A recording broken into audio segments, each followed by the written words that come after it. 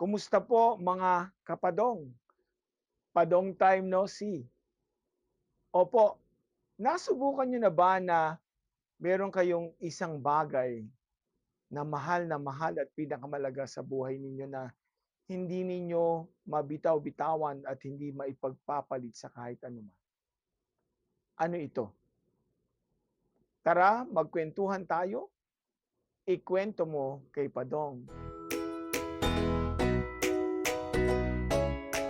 Ang kwento po natin ngayon ay tungkol sa paano ba nahuhuli ang mga unggoy. Opo, kagaya po ng mga kwentong nakaraan na nag-viral. Ito pong si Punch, isang makak monkey na nasa zoo sa Japan. Paano po ba sila nahuhuli? Ganito po ang ginagawa. Ang mga magsasaka po ay nagtatali ng bunga ng nyog, matapos po ay bubutasin ang baon nito, lalagyan po ng prutas at itatali sa loob nito. Matapos po ay maghihintay ng ilang araw hanggang sa magdatingan nga po ang mga unggoy para manguha ng kanilang makakain.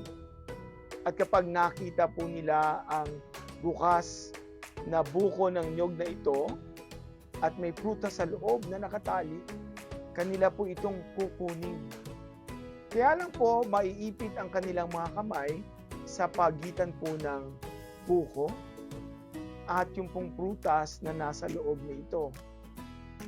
Ang mangyayari po ay malilito ang mga unggoy, pilit pong hihilahin at ilalabas ang prutas. Pero hindi po magkakasya at hindi maiaalis ang kamay dahil po sisikip at sisikip ang buko. Ano po ang pwede nilang gawin para makatakas? Kailangan pong bitawan ng mga unggoy ang prutas na nasa kanilang kamay na hinihila para po umalagwa ang mga kamay nito at tuluyang makalaya. Pero sa kalituhan at sa paghahangad po ng unggoy na ito na makuha ang prutas na masarap na iyon na tinali sa loob ng buko, ay hindi niya ito bibitawan. Kahit po ilang oras, kahit na maghapon pa po ang dumaan. Yung kanilang pinakagusto sa buhay, hindi mabitaw-bitawan. Kahit maging sanhi ito, na sila ay mahuli, na sila ay makulong. Tayo po mga tao, para kasing ganito rin mga kapadong. May mga bagay tayong nais natin sa buhay at totoo nga namang pinaghihirapan natin. At kapag nasa kamay na natin ito, parang nagbabago na ang lahat kasi ito lang ang gusto natin at hindi na natin mabibitaw-bitawan. Pero darating ang pagkakataong hihilingin tayo ng Diyos na bitawan ang mga ito para sa isang mas maganda pang bagay na ihahandog para sa atin. Pero hindi.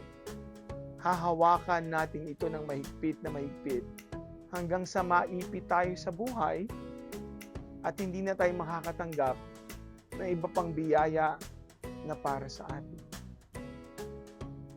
Mga kapadong, kung kayo po ang tatanungin ko, ano po ba yung pinakamahalagang bagay na ito na nasa buhay ninyo ngayon? Ito po ba ay trabaho? Ito po ba ay tao? Ito po ba ay mga mahal ninyo sa buhay?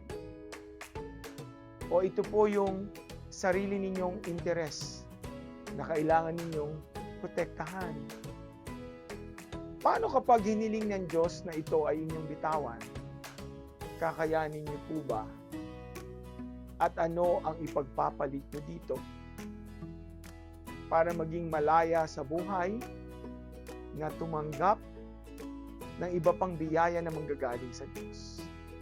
O maiipit kayo kasama ng mga unggoy dito sa buko na tangan-tangan pa rin ang mga prutas, hindi bibitawan hanggang sa makulong kayo.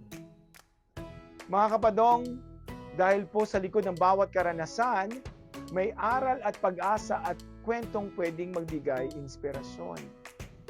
Ang bawat kwento po ay may tahanan dito, kaya hanggang sa susunod, tara, ikwento mo kay Padong.